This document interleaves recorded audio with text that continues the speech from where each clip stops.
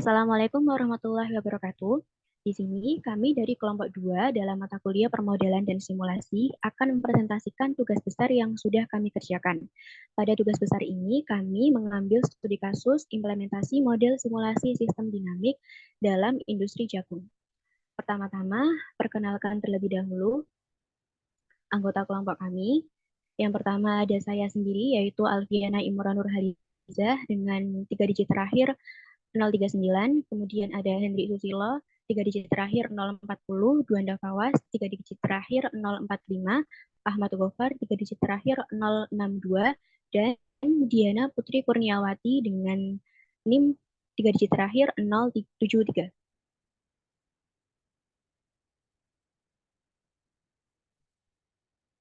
Kemudian di sini ada poin pembahasan yang akan kami bahas pada kesempatan kali ini. Yang pertama ada ringkasan modul. Kemudian yang kedua ada bab 1 yang meliputi pengantar sistem. Kemudian bab 2 pemodelan sistem, bab 3 simulasi, bab 4 sistem dinamik, bab 6 bab 5 Ventana Simulation sebagai tools pengembangan model sistem dinamik, dan bab 6 penerapan Ventana Simulation sebagai model simulasi dinamik di sektor industri jagung.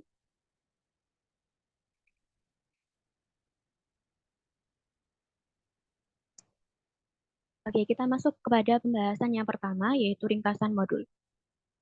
Modul ini membahas penerapan Ventana Simulation sebagai model simulasi sistem dinamik di sektor industri jagung, khususnya ketersediaan jagung. Ventana Simulation adalah perangkat lunak yang digunakan untuk memodelkan, menganalisis, dan merencanakan sistem yang kompleks. Dalam konteks industri jagung, model simulasi ini dapat membantu para profesional dan peneliti dalam memahami dan meningkatkan efisiensi operasional, produktivitas, dan keuntungan dalam rantai pokok jagung. Oke, next. Pembahasan selanjutnya yaitu pada bab 1.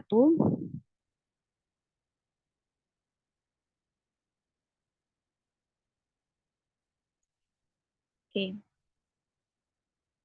Pada bab 1 ini kami akan membahas 3 bahasan, yaitu definisi sistem, klasifikasi sistem, dan contoh-contoh sistem.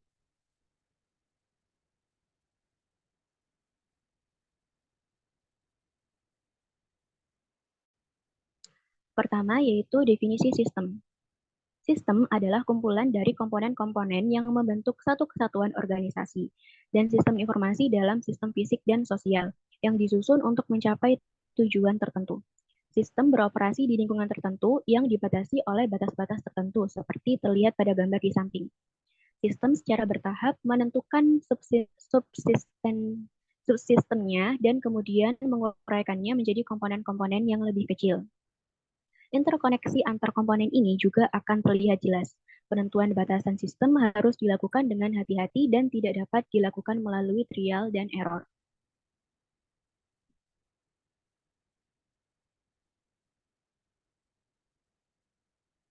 Sedangkan unsur-unsur yang mewakili suatu sistem pada umumnya adalah input, processing, dan output. Hal ini dapat digambarkan dalam model sistem pada gambar di bawah ini. Gambar di atas menunjukkan bahwa suatu sistem atau pendekatan sistem setidaknya harus memiliki 4 komponen, yaitu input, proses, output, dan umpan balik atau kontrol.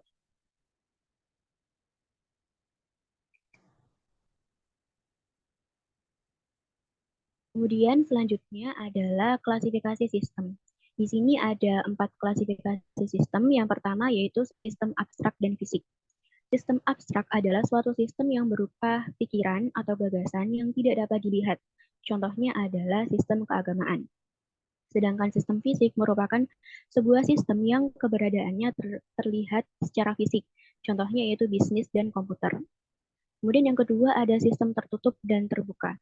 Sistem tertutup adalah sistem yang tidak terhubung dengan dunia luar dan tidak terpengaruh oleh lingkungan luar. Sedangkan sistem terbuka adalah suatu sistem yang memiliki hubungan dengan dunia luar dan dipengaruhi oleh lingkungan luar. Yang ketiga ada sistem alamiah dan buatan. Sistem alamiah adalah sistem yang terbentuk dari proses alam. Contohnya adalah tata surya dan intisari. Kemudian sistem buatan adalah sistem yang dirancang dan dibangun oleh manusia yang melibatkan interaksi dengan mesin. Contohnya adalah sistem produksi di pabrik. Kemudian klasifikasi sistem yang terakhir adalah sistem tertentu dan tidak tertentu. Sistem tertentu adalah sebuah sistem yang modus tindakannya dapat diprediksi, interaksinya dapat dideteksi secara andal, dan keluarannya dapat ditebak. Contohnya adalah informatika. Sedangkan sistem tidak tentu adalah sistem yang keluarannya tidak dapat diprediksi dengan pasti karena mengandung unsur probabilitas.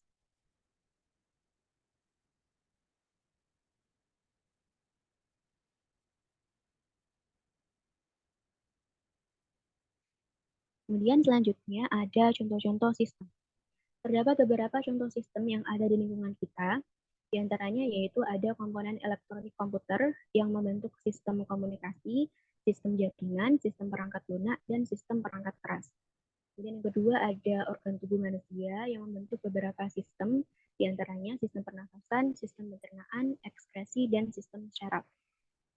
Kemudian ada juga rakyat Indonesia yang membentuk beragam sistem di negara Indonesia, antara lain yaitu sistem pemerintahan, sistem keamanan, dan sistem hukum. Contoh lain dari sistem yang sering kita jumpai di sekitar kita yaitu di sini ada 5 contoh lain. Yang pertama sistem komputer, sistem otomotif, manusia, sistem pemerintahan, dan sistem ekonomi.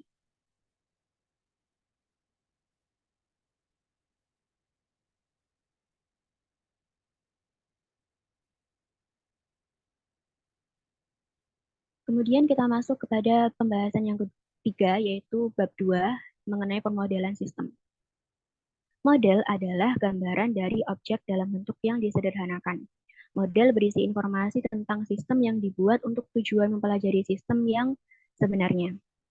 Dalam pemodelan, model dirancang sebagai penggambaran dari operasi sistemnya secara ideal guna menjelaskan hubungan penting yang terkait sebagai deskripsi fungsional dari sistem nyata. Tujuan dari studi pemodelan adalah untuk menentukan informasi apa yang dianggap penting untuk dikumpulkan sehingga tidak ada model yang tunggal. Permodelan sistem adalah seperangkat kegiatan pemodelan di mana model merupakan representasi atau abstraksi dari objek atau situasi nyata, penyederhanaan dari realitas yang kompleks.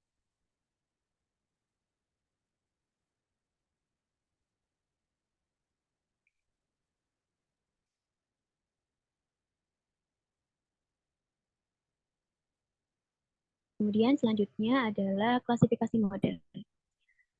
Mengelompokkan model memungkinkan upaya untuk memahami arti dan pentingnya model.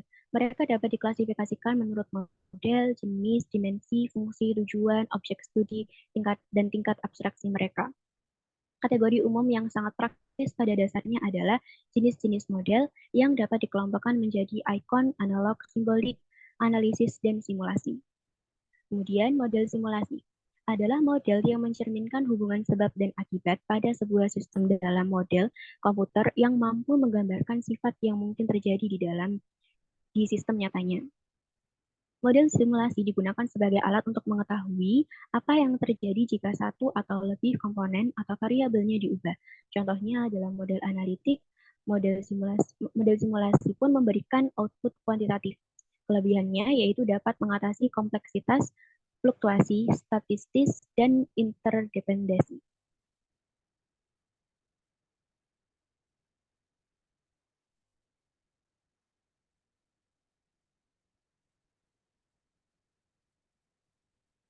Kemudian yang selanjutnya adalah tahapan pengembangan model.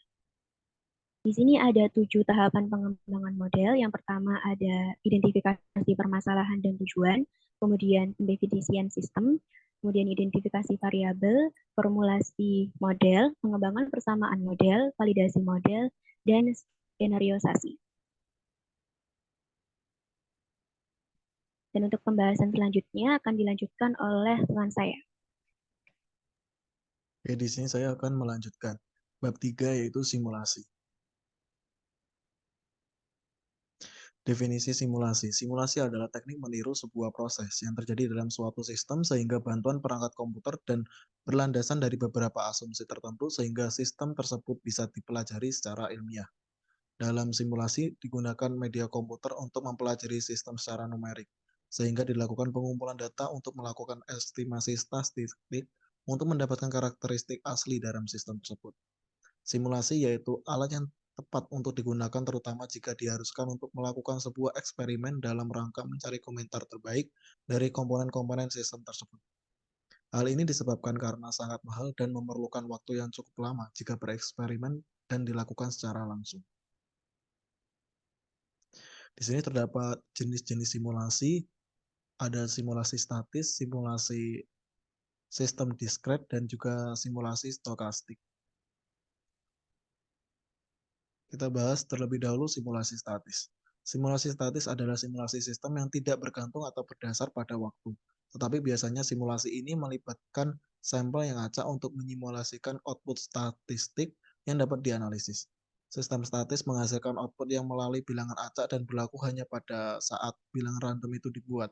Simulasi dinamis sangat bergantung terhadap perubahan waktu, statusnya juga selalu berubah-ubah sepanjang waktu. Karena itu, simulasi dinamis merupakan simulasi yang cocok untuk memodelkan sistem yang memiliki pola yang dinamis juga. Kemudian di sini ada sistem skolastik. Sistem skolastik dan deterministik merupakan simulasi di mana variabel inputnya bersifat acak atau random. Dalam simulasi skokastik, simulasi harus dijalankan secara berulang dan atau dijalankan dengan beberapa replikasi untuk mendapatkan output yang akurat. Simulasi deterministik, variabel input tidak ada satupun yang sifatnya acak. Pada simulasi deterministik ini, output yang dihasilkan akan bersifat konstan dan tergantung terhadap variabel inputnya. Berbeda dengan simulasi stokastik yang harus dijalankan berulang-ulang untuk mendapatkan hasil optimal. Simulasi deterministik ini hanya perlu dijalankan sebanyak satu kali untuk mendapatkan output yang maksimal. Yang ketiga ada simulasi diskrit. Simulasi diskrit ini dapat diartikan sebagai simulasi yang dimana perubahan status terjadi di titik waktu diskret yang ditandai dengan suatu kejadian. Perubahan status ini dipicu oleh suatu kejadian yang terjadi pada waktu tertentu, sehingga simulasi sistem kontinu, perubahan status variabel terjadi sepanjang waktu. Simulasi sistem kontinu menggunakan persamaan diferensial untuk menentukan tingkat perubahan status variabelnya. Kemudian bab 4 ini pengertian karakteristik tahapan pengembangan model, implementasi, contoh model, serta kelebihan sistem dinamik. Sistem dinamik ini merupakan sebuah bidang untuk memahami bagaimana suatu berubah menurut waktu. Metodologi sistem dinamik sebagai suatu metode pemecahan masalah-masalah kompleks yang timbul karena ketergantungan sebab akibat dari berbagai macam variabel di dalam sistem. Sistem dinamik dititik beratkan pada penentuan kebijakan dan bagaimana kebijakan tersebut menentukan tingkah laku masalah-masalah yang dapat dimodelkan dengan menggunakan sistem dinamik. Di sini terdapat 4 karakteristik sistem dinamik. Yang pertama adalah dinamika sistem yang kompleks, perubahan perilaku sistemnya terhadap waktu, adanya sistem umpan balik tertutup, dan adanya umpan balik keadaan sistem, dan menghasilkan keputusan selanjutnya. Kemudian terdapat tahapan pengembangan.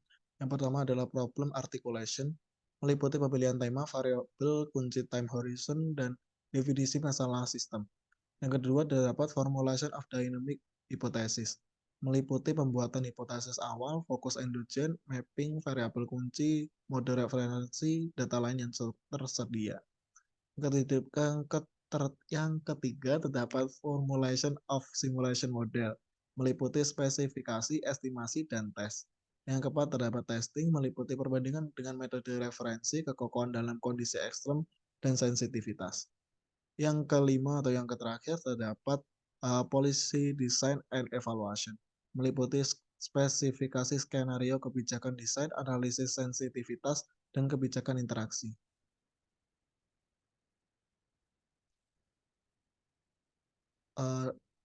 Pengertian casual diagram merupakan alat bantu visual dalam sistem dinamis yang digunakan untuk memvisualisasikan interdependensi dari berbagai variabel penting dalam pengambilan keputusan. CLD atau casual diagram ini menggambarkan variabel yang dilambangkan dengan kata dan hubungan timbal balik atau feedback loop.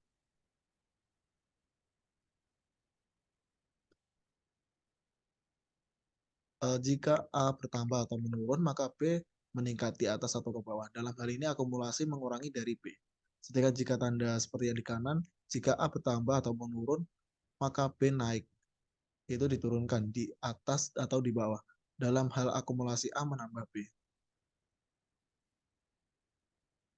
Di sini terdapat contoh dari CLD atau casual loop diagram.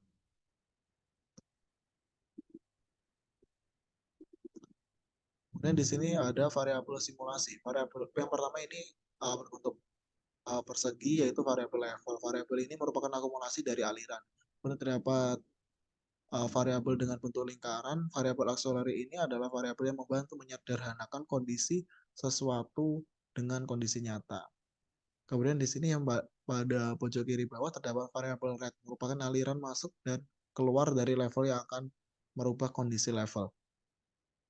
Yang terakhir terdapat variabel konstan, digunakan untuk membantu auxiliary menjadi lebih jelas. Di sini terdapat contoh stock and flow diagram tentang angka kelahiran dan juga populasi.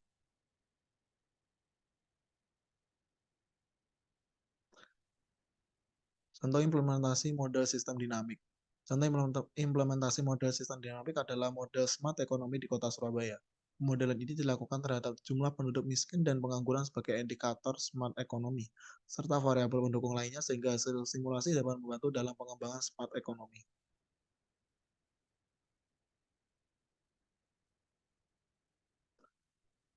Kemudian ada contoh implementasi dari stop and flow. Setelah membuat diagram kausatif, selanjutnya flow diagram yang akan memudahkan dalam menggambarkan pemodelan skenario. Kemudian bab 5 akan dijelaskan oleh teman saya.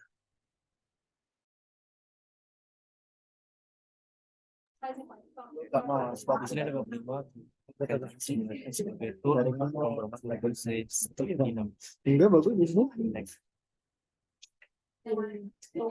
Caranya jaga-jaga.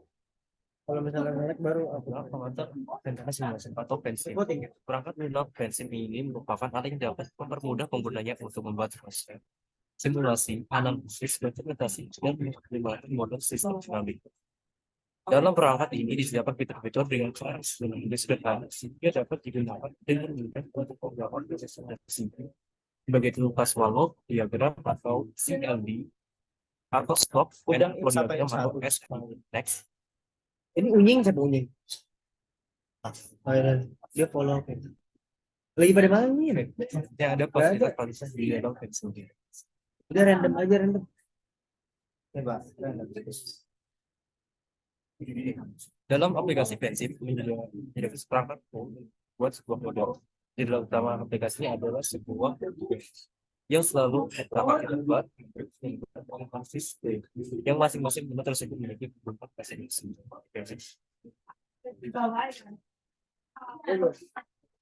Oke, bisa dilihat yang pertama di sini adalah jendela utama dari pensil atau ventasi udara. Ada di toolbar, di main toolbar, sebagainya. Ada di toolbar. Pada bagian toolbar ini digunakan operasi ventilasi itu beberapa menu tersebut yang tadi ada file, edit,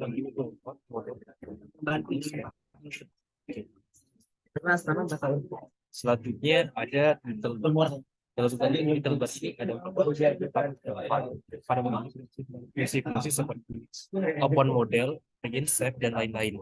Dan edit pada menu edit ini memungkinkan untuk menyalin bagian tertentu dari model serta dapat digunakan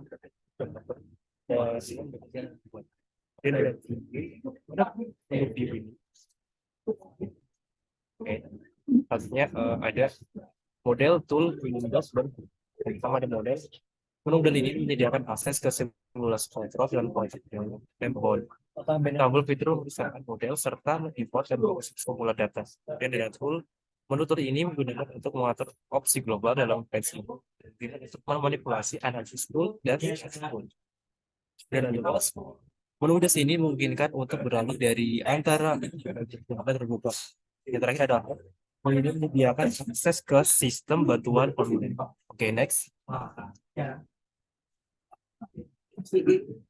Selanjutnya ada maintenance solution, ada toolbar. Pada fitur ini disediakan beberapa aktivitas penggunaan umum, yaitu tombol-tombol yang dapat mengakses beberapa item menu, file, dan edit.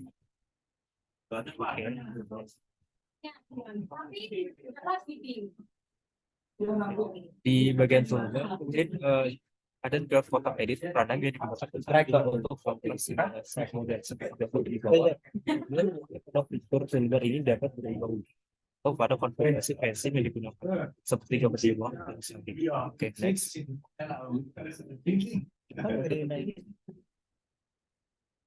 Fasilitas dalam versi masih guys.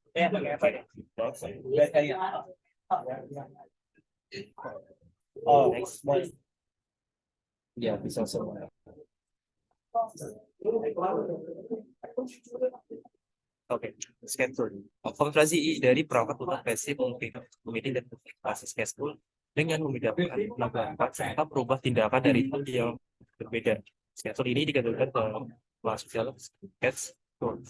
Itu dapat dikonfigurasi dengan klik pada tool dan prosesnya. Jika ingin mengubah konfigurasi, lalu melakukan akan muncul yang dilakukan perangkat sketch saat keluar dari pensim. Tidak ada batasan dalam jumlah yang disimpan, tapi sebagian pengguna kebanyakan merasa mudah menggunakan formula schedule yang dikonfigurasi sesuai dengan kebutuhan mereka. Jika bisa klik analog, move, size, variable, row, nodes variable, model variable, slash, shadow variable, comment, input, output, headboard, question, split, dan Oke, next.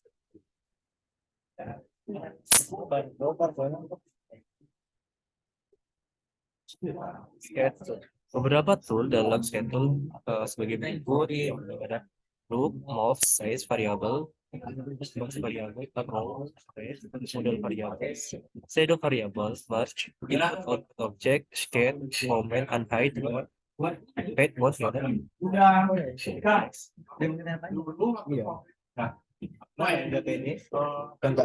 selanjutnya ada status bar.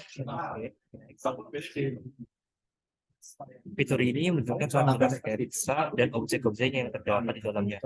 Tombol-tombol yang ada pada status bar ini mengubah keadaan dari objek yang dipilih dalam berbeda ke view lain. Sejumlah atribut sketsa dapat dikontrol status bar, termasuk perubahan karakteristik pada variabel yang dipilih yang menjadi default, type, size, bold, italic, underline, kemudian ada variabel color, surround shapes, text position, arrow color, arrow width, kemudian arrow quality, dan lain sebagainya. Oke, next. Oke, selanjutnya ada analysis tool. Fitur analysis tool ini digunakan untuk menampilkan informasi tentang variabel. Dalam konfigurasi lain, analysis tool ini juga dapat dimodifikasi dengan lebih lengkap default dan berisi lebih banyak analisis yang diperlukan untuk menyelidiki model. Oke, next.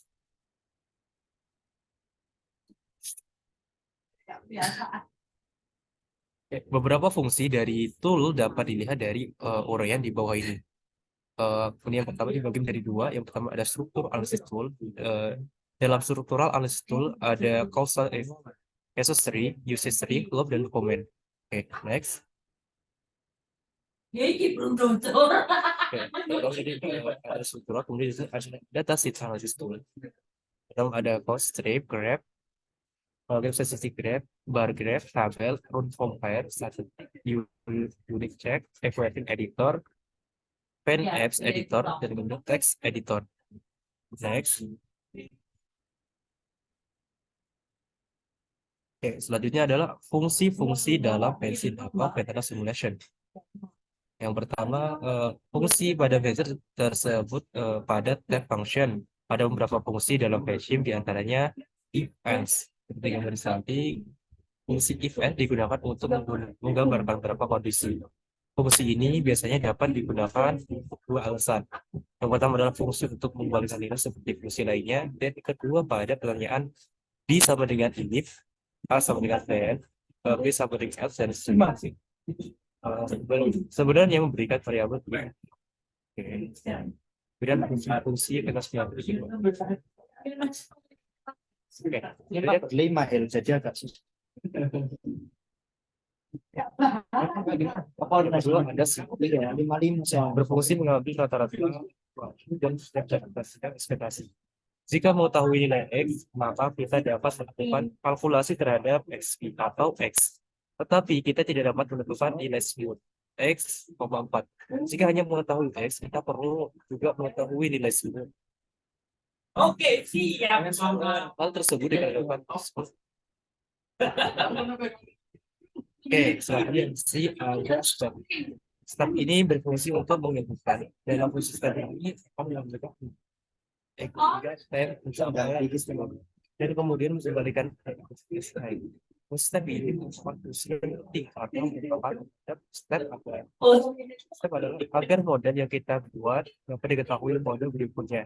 Misalnya, dalam model rantai pasar dapat menggunakan langkah perubahan permintaan untuk mengambil penawaran. Beberapa fungsi yang berkaitan dengan fungsi step, ya antaranya adalah fungsi RAMP, pulse, trend, dan random.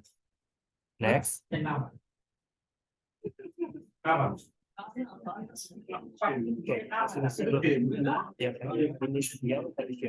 Ini press memberikan nilai awal ada berhubungan dari initial press hingga saat fungsi sebagai input. Input press hanya muncul pada session desain. Ultimate ready ya tuh ultimo ready enggak lo? Oke, sekarang Bapak Maksudnya delay enggak? Selanjutnya, saya akan mempresentasikan isi dari bab 6, yaitu merupakan penerapan Ventana Simulation sebagai model simulasi sistem dinamik di sektor industri jagung. Next.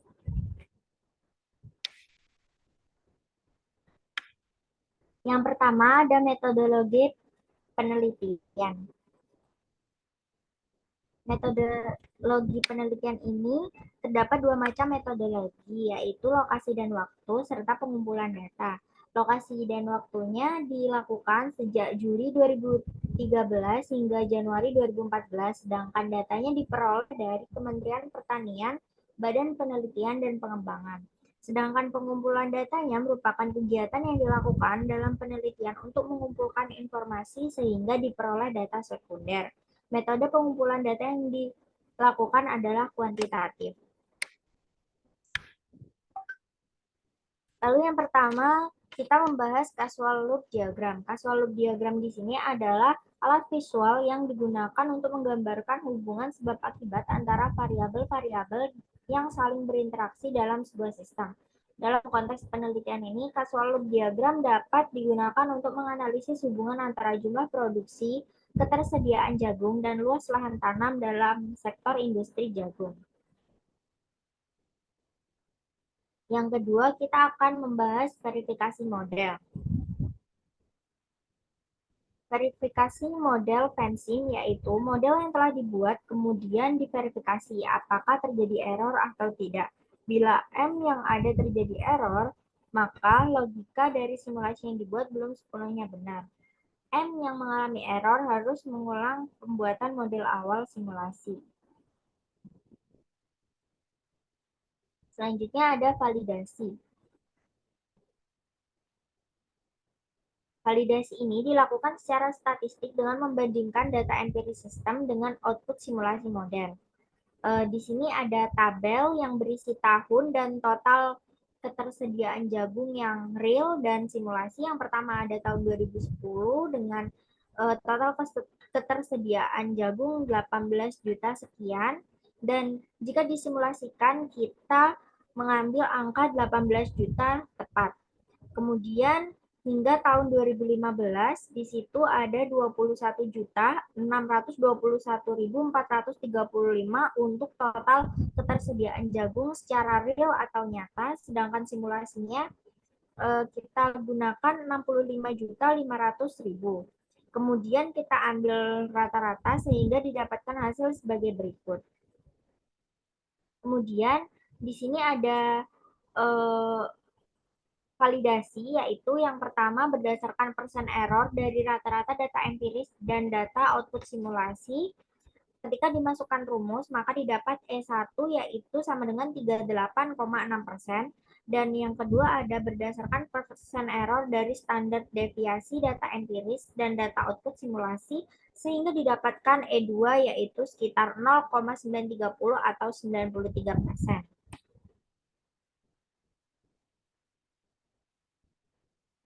Selanjutnya ada output simulasi. Nah, ini merupakan diagram model ketersediaan jagung dengan model fencing. Di sini ada ketersediaan jagung dan luas lahan tanam. Di sini juga ada persentase peningkatan lahan, pengurangan lahan, dan persentase penurunan terhadap luas lahan tanam. Sedangkan di sini juga ada produktivitas lahan, luas panen, lama panen, dan jumlah produksi, serta permintaan, kebutuhan konsumen, dan kebutuhan impor terhadap ketersediaan jagung. Next. Yang pertama ada skenario 1, yaitu skenario yang benar-benar real tanpa ada perubahan kebijakan. Di sini ada grafik dari variabel yang sudah ditentukan, yaitu juga disediakan analisis berupa pada grafik di atas dapat disimpulkan bahwa pada tahun 2010 hingga tahun 2015 ketersediaan jagung dapat memenuhi semua luas lahan tanam yang ada. Dikarenakan adanya luas lahan tanam jagung pada garis berwarna merah itu yang mengalami penurunan secara konstan berada di bawah ketersediaan jagung yang ditunjukkan garis warna abu-abu yang menunjukkan peningkatan secara konsisten. Next, secara konstan.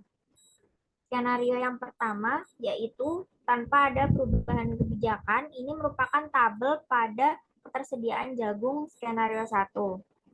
Analisisnya yaitu pada tahun 2010 ketersediaan jagung didapatkan hasil sebesar 18 juta ton. Lalu pada tahun 2011 ketersediaan jagung didapatkan hasil sebesar 14.700.000 ton. Pada tahun 2012 ketersediaan jagung didapatkan hasil sebesar 17.800.000 ton. Pada tahun 2013, ketersediaan jagung didapatkan hasil sebesar 27.300.000 ton, dan pada tahun 2014 ketersediaan didapatkan hasil 43.200.000 ton, sedangkan pada tahun 2015 ketersediaan jagung yang didapatkan hasil sebesar 65.500.000 ton. Next. Yang kedua ada skenario 2, yaitu adanya peningkatan luas lahan. Di situ dapat dilihat sendiri grafiknya, sehingga didapatkan analisis pada grafik di samping dapat disimpulkan bahwa tahun 2010 hingga tahun 2015 ketersediaan jagung dapat memenuhi semua luas lahan tanam yang ada. Dikarenakan luas lahan tanam pada garis merah terjadi penurunan secara konstan per tahun berada di atas garis abu-abu, yaitu garis dari ketersediaan jagung yang semakin menurun setiap tahun. Pada tahun 2028 terjadi peningkatan pada garis ketersediaan jagung yang berada di atas garis luas lahan tanam, yang berarti pada tahun 2028 ketersediaan jagung dapat memenuhi luas lahan tanam. Nah, ini merupakan tabel pada ketersediaan jagung skenario 2. Sehingga didapatkan analisis setelah persentase peningkatan diubah dari 0,5 menjadi 0,8 didapatkan hasil pada tahun 2010 ketersediaan jagung didapatkan hasil sebesar 18 juta ton. Pada tahun 2011 ketersediaan jagung didapatkan hasil 14.700.000 ton. Tahun 2012 ketersediaan jagung sebesar 13 juta ton. Pada tahun 2013 ketersediaannya 12.900.000 ton. Pada tahun 2014 ketersediaannya 14.400.000 ton, dan pada tahun 2015 ketersediaan jagung didapatkan hasil 17.500.000 ton. Next. Ini merupakan grafik dari skenario 3, yaitu adanya penurunan permintaan jagung. Dapat dianalisis pada grafik di samping. Disimpulkan bahwa tahun 2010 sampai tahun 2015 bahwa ketersediaan jagung dapat memenuhi semua luas lahan tanam yang ada, dikarenakan adanya luas lahan tanam jagung pada garis berwarna merah yang mengalami penurunan secara konstan berada di bawah ketersediaan jagung yang ditunjukkan garis warna abu-abu yang menunjukkan peningkatan secara konstan.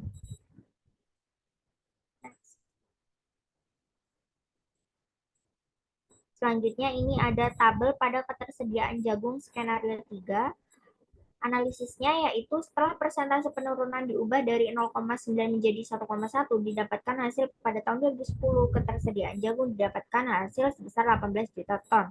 Pada tahun 2011 yaitu 14.700.000 ton, tahun 2012 sebesar 21 juta ton, pada tahun 2013 sebesar 36.900.000 ton, pada tahun 2014 didapat 62.400.000 ton, dan pada tahun 2015 ketersediaan jagung didapatkan 97.500.000 ton.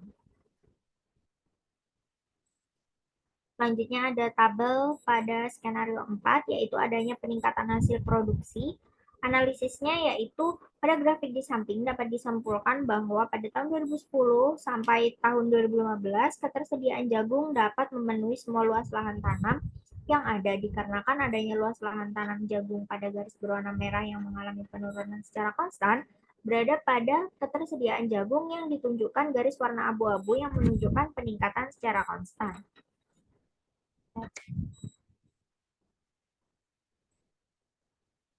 Skenario 4 yaitu adanya peningkatan hasil produksi.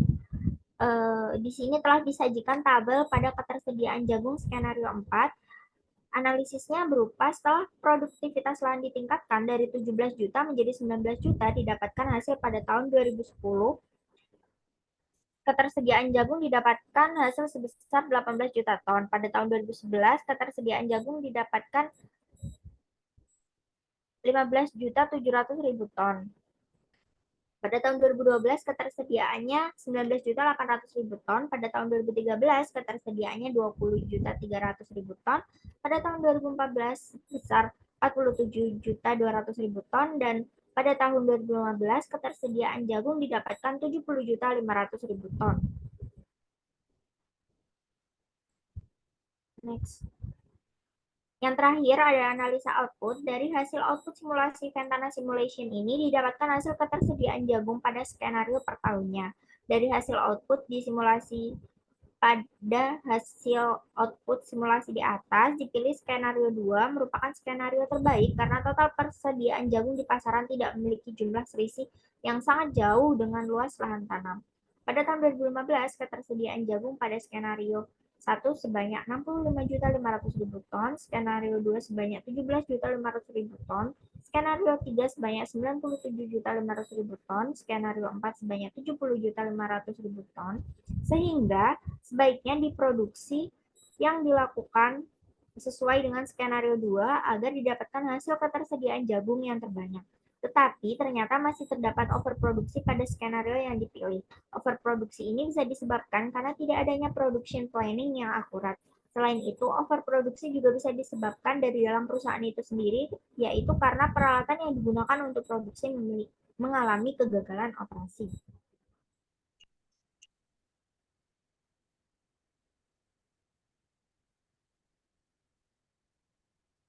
Nah, di sini kita mengambil kasus mengenai jagung. Nah, di sini ada beberapa faktor, yaitu ada kebutuhan impor, ini mendukung permintaan, ada kebutuhan konsumen. Bentar, kamu jangan nyanyi, anjir. Tambah ini adalah penjelasan. Hah? Gimana? Jangan nyanyi, suara kamu masuk, anjir. Please. Enggak. Miknya lo di mana? Tapi suara nyanyi masuk. Jangan nyanyi. Enggak. Coba. Ini. Tar. Miknya masuk dari laptop apa dari earphone aja? Tar. Ya dia mau dulu. Bentar. Iya. Outputmu diubah. Enggak, outputnya tar. Input mic-mu diubah. Enggak, udah pakai earphone. Udah. Oh, artinya ubah ke headset. Headphone itu nggak ada mic-nya, headset yang ada mic-nya. semi system udah dong. Semi system. Nggak, di Realtek audio control gue diubah ke headset. Udah bener kayak tadi, tapi Bentar. jangan keras-keras, jangan rame gitu, gak apa. Oke, bentar. Udah, Pin, udah, Pin. Udah? Udah. Udah tete? Udah. Kayak, ya diam aku. Oke, tak mulai ya. Bentar. 1, 2.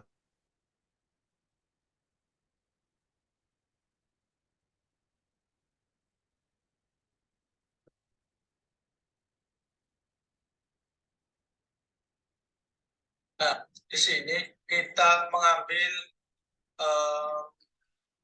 kasus mengenai jagung. Nah, di sini ada beberapa faktor, yaitu ada kebutuhan impor, ini mendukung permintaan, ada kebutuhan konsumen, ini mendukung permintaan, ditambah ini adalah penjelasannya, yaitu pendukung data, atau yang dikurangi ini adalah penolak atau bertolak belakang dengan data. Kemudian ada luas lahan tanah, ini ada presentasi peningkatan, yaitu ada penambahan presentasi peningkatan, itu masuk ke dalam luas lahan tanaman, kemudian ada persentase penurunan, ini bertolak belakang ke dalam luas lahan tanaman, kemudian ini linear dengan ketersediaan jagung dari luas lahan tanaman, kemudian ada jumlah produksi, di sini ada produksi lahan, yaitu mendukung luas panen, yaitu mendukung jumlah produksi, lama panen, dan luas produksi, kemudian ada ketersediaan jagung, di sini yang kita bahas mengenai tugas besar kami.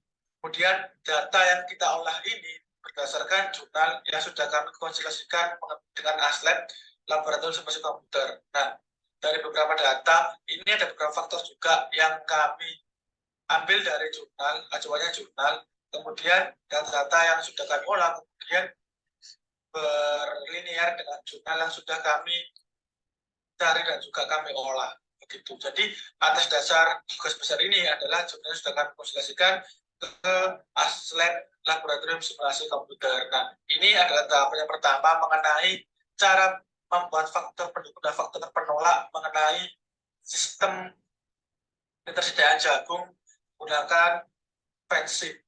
Oke, model lanjut kedua yaitu ada SFD ataupun skenario yang pertama. Di sini kita pakai yang panjang ini kita pakai root, yang biru-biru ini tetap kita pakai row, kemudian yang kotak ini kita pakai level. Nah, kemudian yang ada di luar ini kita pakai variabel. Begitu juga sama dengan yang ada di CLD. CLD ini kita menggunakan semuanya, ini adalah variabel. Variabel kemudian kita kasih row di sana, agar kita menghubungkan objek satu dengan objek yang lainnya. Kemudian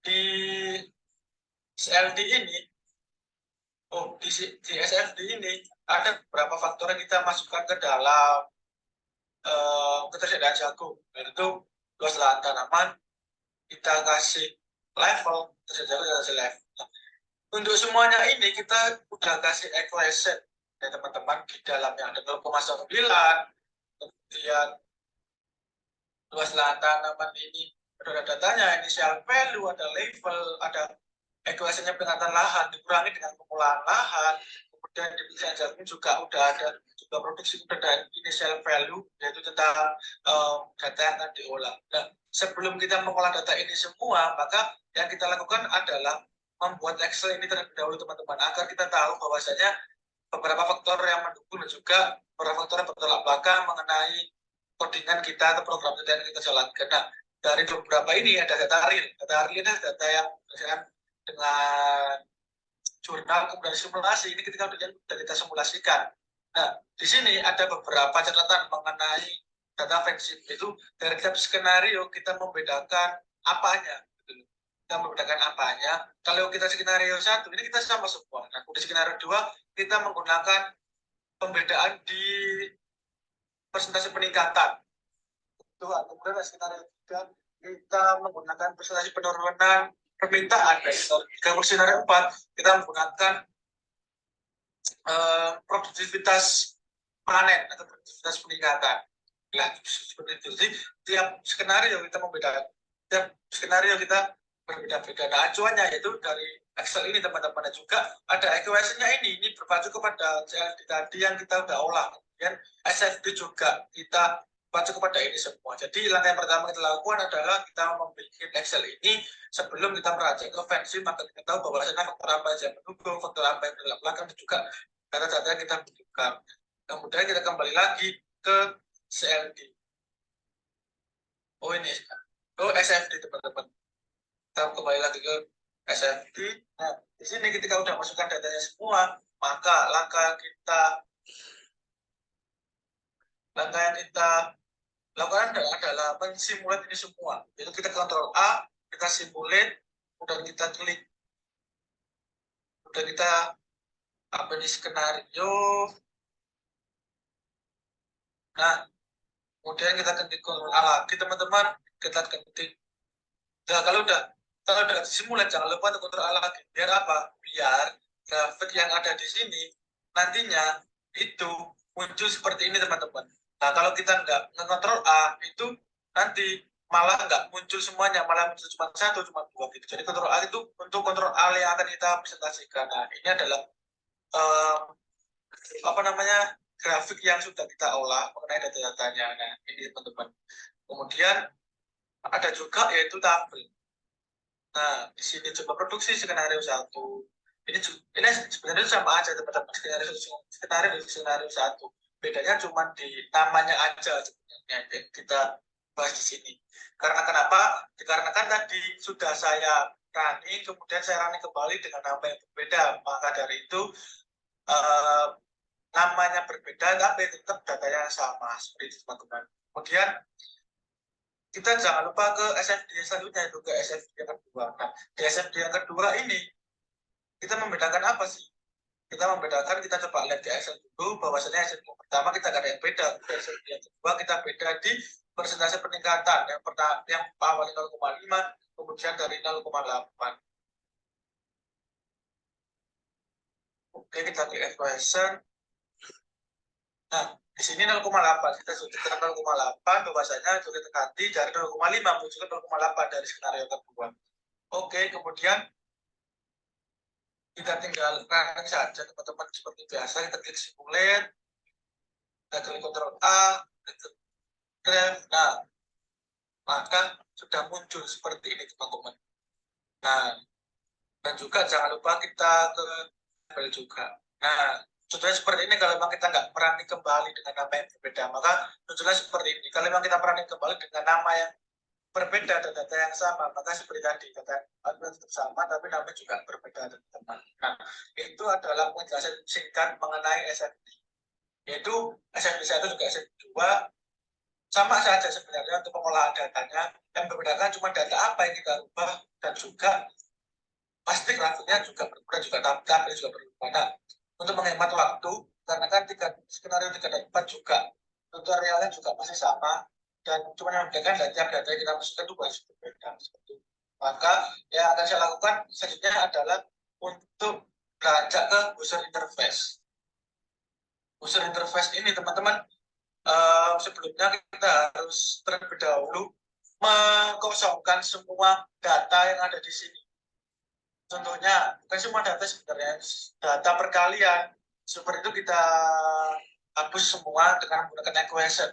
Agar apa? Agar data yang kita olah ini tidak rancu, teman-teman. Seperti itu. Nah, kemudian, data juga semua itu konstan. Nggak ada yang kalian dan sebagainya. Dan kita ke view. Nah, view ini itu sudah kita buat dengan IO object. IO object di sini untuk menampilkan apa yang ada di view yang pertama ini, teman-teman. Oke. Nah, ini data semua ini berdasarkan apa ya? Berdasarkan data yang akan kita olah dengan jurnal. Nah, kita coba kontrol A dan kita klik. Bukannya simple teman-teman, tapi yang sheet. Nah, kita coba atur-atur. Nah, ini kita sudah bisa mengatur grafik-grafiknya. Kalau kita luas panennya 10M, lama panennya 11M, nya 8M, 2M, perbedaan dan sebagainya, itu maka grafiknya seperti ini. Jadi, di sini adalah kita tahu mengenai grafik apa yang kita inginkan ketika kita memasukkan data yang seperti ini. Oke, ini cukup itu saja mengenai program dan juga pengolahan data, output mengenai koordinat program dari Fancy. Sekian presentasi dari kelompok kami. Apabila ada salah kata, kami mohon maaf yang sebesar-besarnya. Semoga bermanfaat. Wassalamualaikum warahmatullahi wabarakatuh.